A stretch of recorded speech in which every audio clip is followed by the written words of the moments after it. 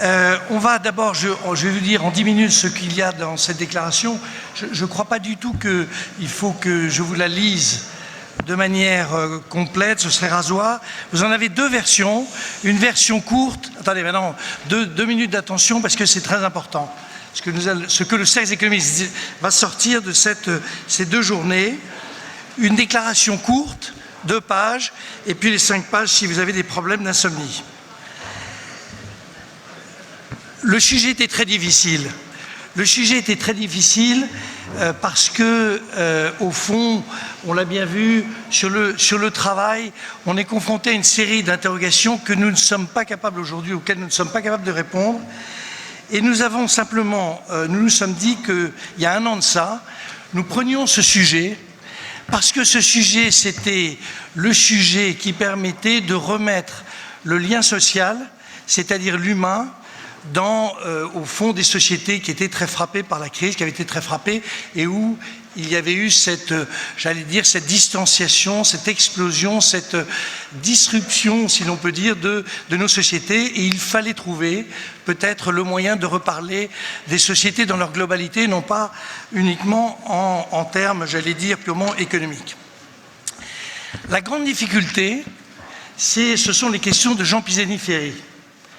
Nous ne sommes pas, nous les économistes, capables de répondre à 4 questions. Nous ne sommes pas capables de le faire. Nous ne sommes pas capables de dire, au jour d'aujourd'hui, si dans les 10 ans, 20 ans, d'abord on arrivera à réinsérer sur les marchés du travail, quelle que soit la forme, les 2 milliards sur les 5 milliards de personnes en âge de travailler, les 2 milliards de personnes qui n'ont pas d'emploi, et essayer d'insérer sur le marché du travail les 40 millions de personnes qui arrivent chaque année. Nous ne savons pas si ceci sera en réalité quelque chose de possible. Et au passage, vive Borloo. Parce que franchement, c'est bien ce genre de projet, c'est un projet important mais limité, mais c'est bien ce genre de projet qui permet d'espérer qu'un jour, on arrivera à trouver une trajectoire de l'économie mondiale qui, en gros, rééquilibre le marché du travail offre et demande. Premier sujet, mais nous ne savons pas. Deuxième sujet, vieux débat d'économistes, nous ne connaissons pas l'impact du progrès technique sur l'emploi. Plus exactement, la position des membres du cercle est plutôt celle de dire qu'à terme, comme toujours, comme dans toutes les révolutions industrielles, la balance devient positive. Mais ce que l'on ne sait pas, c'est le temps qu'il faut pour s'adapter. Tu as tout à l'heure évoqué ces dizaines de millions d'emplois qui étaient, c'était Jean qui a évoqué ces dizaines de millions d'emplois intermédiaires qui sont aujourd'hui de fait supprimés, qui continueront à être supprimés. Et donc, pendant quelques années, nous vivrons avec cette idée que en réalité, la balance d'Uber est en réalité positive et négative et plutôt négative jusqu'au moment où, comme dans toute révolution industrielle, dans tout grand choc technologique, la balance devient positive, mais quand? Nous ne savons pas quand. Troisième sujet, nous ne savons pas quelle est l'ampleur de ce que vous avez tous évoqué, la polarisation des emplois.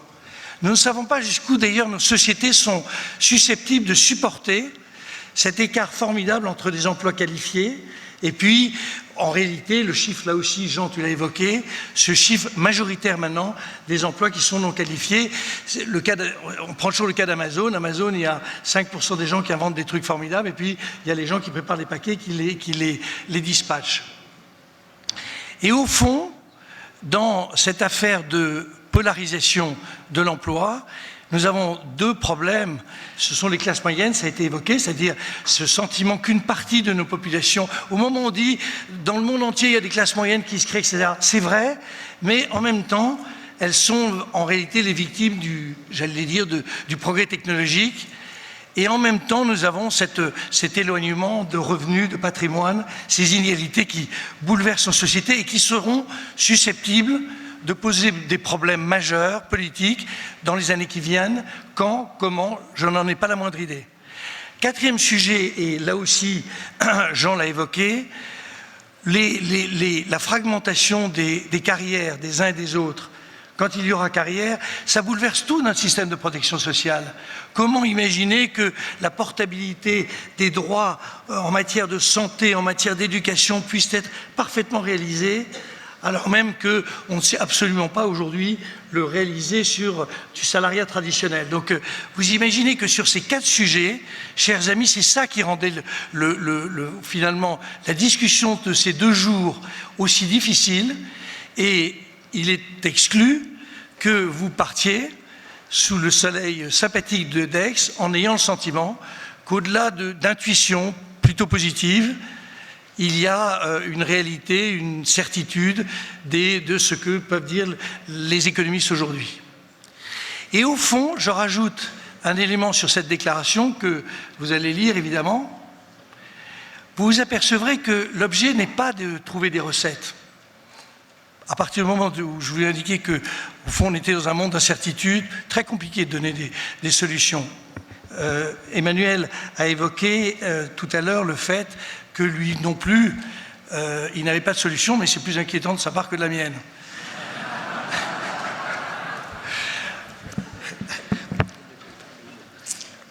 Simplement, ce que nous voulons faire, ce que nous avons toujours fait au Service économiste, c'est faire apparaître un sujet, ou plus exactement le mettre sur la table et permettre qu'il soit, notamment dans notre pays où tout est compliqué dans la discussion, tout est idéologisé, tout est rendu extrêmement difficile, qu'on le mette dans des conditions qui soient des conditions acceptables de négociation, de discussion et de proposition. Alors, par rapport à ça, peut-être 2 éléments de philosophie politique et quelques-unes des propositions, il y en a 12, mais je ne vais pas vous infliger les 12, il y en a quelques-unes qui sont, je crois, très intéressantes en tous les cas à analyser. Les 2 éléments de philosophie politique, c'est que l'Europe, Didier Reynders le disait tout à l'heure, lorsqu'il discutait à Lisbonne, vous savez, ce fameux plan de Lisbonne qui n'a rien donné, où on devait devenir la première puissance mondiale de technologie, etc. Il disait que les 2 tiers des gens qui participaient à la discussion avaient des téléphones qui étaient des téléphones européens. En fait, c'était des Nokia. Tout le monde le sait. Maintenant, aujourd'hui, quand on discute en Europe, dans une réunion, tout le monde a un smartphone, c'est-à-dire il n'y a plus un seul produit qui soit un produit européen. Nous pensons qu'il faut jouer l'affaire numérique, même si nous ne savons pas quels sont les impacts en matière d'emploi, donc en matière de ce qui est le sujet à court terme d'équilibre, nous pensons qu'il faut le jouer de manière très forte. Et tous mes camarades, dans la discussion, les discussions longues que nous avons eues, parce qu'on a vraiment bien discuté et au fond bien approfondi les sujets, nous pensons que l'Europe se doit de se lancer à corps perdu dans le numérique. Alors ça prend des tas de formes, c'est la régulation, c'est qu'on a je ne sais pas combien, des dizaines d'opérateurs de télécom. Quand on essaye d'en rassembler 2 en France, ça fait un drame. Donc, bon, il faut passer là-dessus. Et il faut essayer de rassembler toutes nos forces pour faire de l'Europe un continent qui soit non pas forcément le premier, c'est toujours ridicule de dire qu'on est le premier, mais qui soit véritablement au cœur du dispositif de numérisation. Et puis, 2e sujet, si vous nous suivez, si vous pensez qu'effectivement, le phénomène de bipolarisation de nos sociétés en matière d'emploi va s'aggraver ou va se poursuivre. À ce moment-là, la réponse politique, je dirais, à ce défi majeur d'une société ne peut être que de dire, bon, il faut d'abord créer des emplois, parce qu'il faut remettre, notamment en France, la machine de création d'emplois en route. Mais il faut créer ce qu'on pourrait appeler un nouveau paradigme, celui de la seconde chance. La seconde chance, c'est pas que la formation continue, c'est pas que de dire la formation tout au long de la vie, enfin, pardon de le dire pour ceux qui ont employé les termes, mais un peu ça fait partie du baratin habituel de tout colloque, et Dieu sait si j'en fais. Mais c'est l'idée qu'on propose aux gens, à un moment dans leur vie, de rebondir. Alors rebondir, ça peut être de créer son entreprise, rebondir, ça peut être d'être formé, rebondir, c'est trouver un logement ailleurs, etc., etc. Mais c'est l'idée que, au fond, la société américaine, c'était l'égalité des chances. Nous, c'est l'égalité totale. Ni l'un ni l'autre ne marche d'ailleurs, au passage. Et on pourrait imaginer un paradigme qui soit celui de, non pas l'égalité formelle telle qu'on l'a, mais celle d'une société de la seconde chance, automatique, systématique, Faut-il encore préciser le concept? Et vous admettrez que je ne l'ai absolument pas précisé. Alors à partir de ça, je vais simplement vous donner 4-5 propositions, comme ça vous aurez, avant d'aller déjeuner, vous aurez retenu, et avant d'applaudir, parce que tout à l'heure vous n'allez pas applaudir, non pas là, pas ce que je dis, mais vous allez applaudir les gens qui ont organisé l'opération. 4-5 propositions. Une européenne. Je ne crois pas, nous ne croyons pas, pardon du jeu, nous ne croyons pas que nous ferons rêver un instant les jeunes qui sont là-haut en leur expliquant que l'Europe c'est l'union bancaire. Nous ne croyons pas un instant qu'en parlant uniquement de finances et de banques, on fera croire aux gens que c'est un projet qui les dépasse. L'idée forte qu'on peut avoir, après avoir fondé l'Europe sur un marché des biens et services, le marché unique, l'idée de base serait de créer un véritable marché de l'emploi. Or, ça suppose des tas de choses, ça n'existe pas.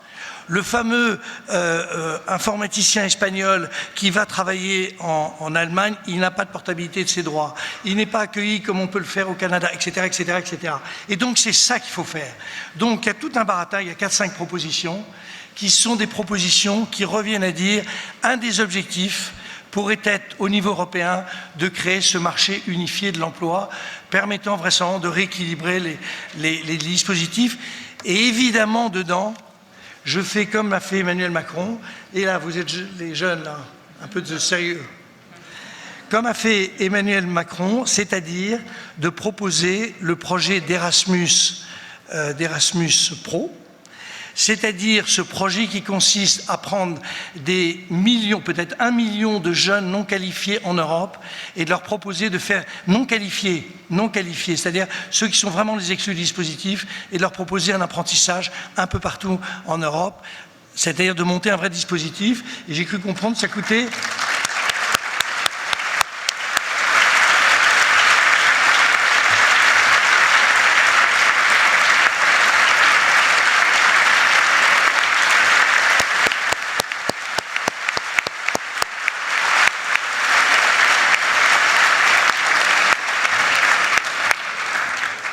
Donc, Erasmus Pro. Sur la partie française, je vais très vite. Je dis juste, ce sont quelques propositions d'économistes. Nous souhaitons concentrer, nous pensons qu'on créera de l'emploi en France sur le travail, disons, en qualification faible, proche du SMIC. Donc, on décide de concentrer l'ensemble des baisses de charges sur les rémunérations qui sont proches du SMIC. En gros, il reste 160 € de charges salariales. On pense qu'on doit pouvoir créer en 1 an ou 2 un nombre très important d'emplois qui seraient liés à cette mécanique. On croit de la même manière, mais je ne vais pas vous redire d'ailleurs des propositions qui ont été évoquées par les uns et par les autres tout au long de ces journées, mais on croit en gros qu'on peut faire ce qu'on appelle l'inversion des normes, c'est-à-dire redonner le débat syndical, le débat disons, entre les salariés et leurs patrons, plutôt au niveau de l'entreprise, avec cette idée assez simple. Ça, c'est assez original, que chaque personne puisse se présenter comme délégué du personnel sans avoir forcément de l'estampille d'un syndicat. Bon, ça va, c'est pas mal, non, c'est ça, je suis sûr.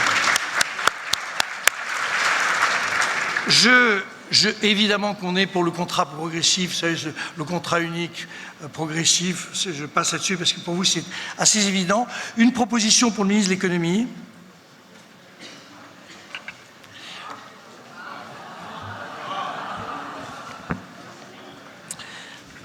D'abord qu'il reste.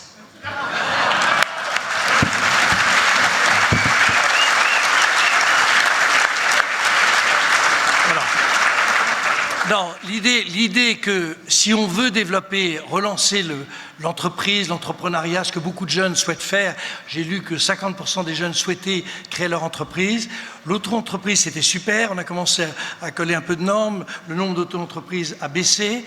Nous, notre proposition, elle est la suivante, elle est de dire on augmente, on supprime tout ce qui a été fait dans les derniers mois pour complexifier le dispositif, on augmente le plafond pour qu'on puisse donner plus d'ampleur au dispositif avec une limite dans le temps, c'est-à-dire j'augmente la possibilité de développer mon auto-entreprise, mais au bout de 3 ans, par exemple, eh ben c'est fini, je rentre dans la norme. Et je remercie Emmanuel Macron d'avoir accepté ma proposition.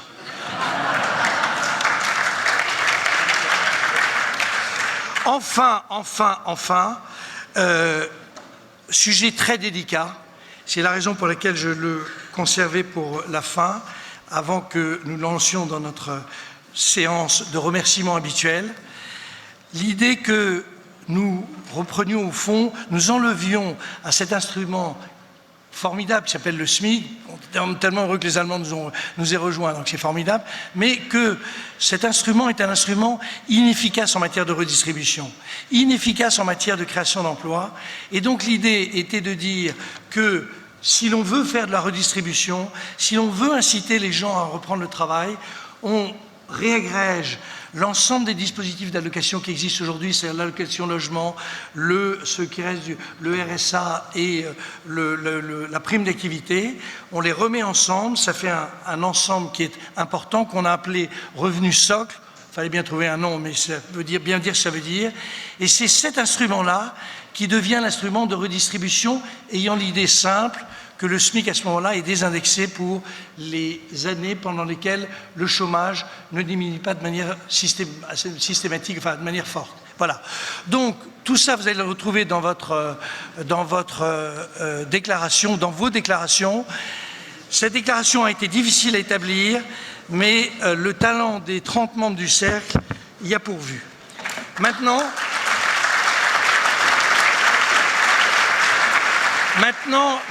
gardez vos petites mains bien au frais, parce que vous allez avoir à applaudir. Ce sont les gens qui permettent que chaque année, cet événement assez étonnant soit organisé dans les conditions que qui vous plaisent à vous tous, qui sont des gens tous formidables par nature, et on va les remercier. Et la façon la plus simple de les remercier, c'est évidemment de les applaudir, mais il faut que vous connaissiez leur nom. Alors, il y a une déléguée générale, c'est Marie Castin.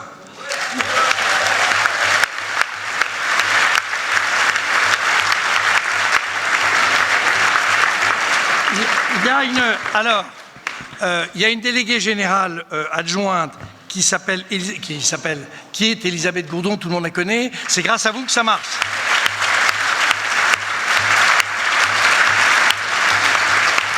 Il y a un programme qui est incroyable. D'ailleurs, c'est toujours un peu vous qui le faites, mais ce programme, et cette année, on a atteint vraiment, je pense, mieux que l'année dernière et moins bien que l'année prochaine, c'est évidemment Clara Pisani-Ferry.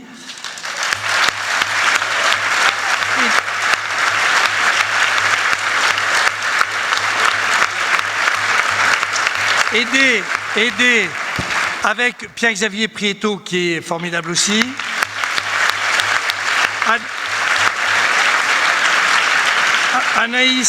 Anaïs Pacard, qui fait la communication. Alexandra Le Tourneur, qui vous a logé, pour ceux qui ont besoin d'être logés. Alors, évidemment, le concours. Le concours, c'est quelque chose qu'on fait avec France Culture, qui est top, hein, ils sont là-haut, là, vous pouvez faire un petit signe, ils sont, ouais, voilà. Et c'est Béatrice Fage qui s'en occupe avec, voilà. Je continue après, il y a Nicole Bordet qui est vraiment la personne, le régional de l'étape, la régionale de l'étape.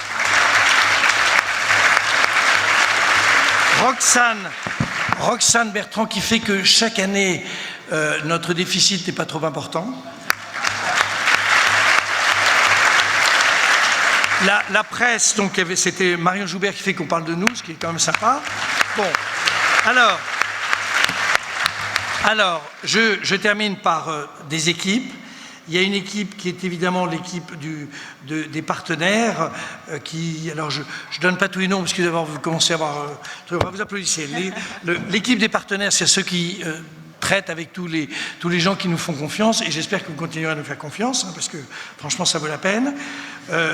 Il y a l'équipe du concours, il y a l'équipe de la déclaration finale. Alors ça, c'est deux jeunes, ça a toujours été deux jeunes, qui se tapent quand même les humeurs diverses et variées des 30 membres du cercle, enfin non, de 29 qui sont particulièrement désagréables et d'un qui est charmant. C'est Thibaut Méja et Antoine Lévy qui ont fait l'affaire.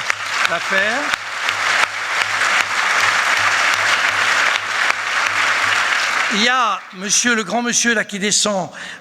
Oui. Il s'appelle Didier Guillan et il a une équipe avec lui. Il ne fait pas ça tout seul. C'est d'ailleurs bien, c'est pas mal, c'est pas mal. Il y a quelqu'un qui s'occupe d'Internet, il y a les transports, il y a les... Et puis, merci aux 85 étudiants qui sont beaucoup de Sciences Po d'ailleurs entre nous, ce qui est bien, qui sont... Non, mais c'est bien. Qui sont évidemment les gens qui vous accueillent, tout le monde, enfin, ils sont, alors, il faut bien faire la différence, il y a ceux qui sont blancs, c'est ceux qui bossent, et il y a ceux qui sont en vert, c'est ceux qui bossent.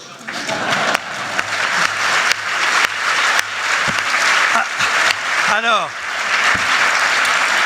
je termine en disant que on a eu 32 sessions. Bon, on va voir si ça donne les bons résultats qu'on espère, si on va relancer le débat sur le travail dans notre pays et en Europe.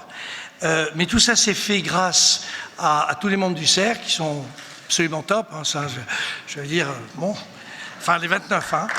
Et il y a eu 32 animateurs, Ruth étant la dernière, et je ne dis pas la meilleure, parce que sinon ça va mal se terminer, mais quand même pas dans le premier décile, comme on dit dans la banque, et tous les journalistes, animateurs qui nous ont accompagnés tout au long de ces derniers mois. Ça fait 1 an qu'on bosse sur le sujet. Alors, dernier point, l'année dernière, je suggérais quelques thèmes. On voit bien quelles sont vos réactions. De toute façon, ça n'a pas d'importance, parce que ce n'est pas le thème qui est retenu. Mais je vous les suggère quand même. Beaucoup d'entre vous ont souhaité qu'on parle de la jeunesse. Ça, c'est des démagos. Beaucoup d'entre vous ont souhaité qu'on traite du système de protection sociale, c'est la manière dont, au fond, nos sociétés vont réagir. Et ça, c'est rasoir, mais ce n'est pas démago. Beaucoup d'entre vous ont souhaité qu'on traite du numérique, de progrès technique. Ça, c'est... Enfin, il y a beaucoup de gens qui en traitent, donc c'est moins original. Et beaucoup de gens, mais ça je le refuse absolument, ont souhaité que l'on traite après le travail, qu'on traite des loisirs. Merci beaucoup à tous. Merci à Emmanuel Macron, à Tidjane Thiam.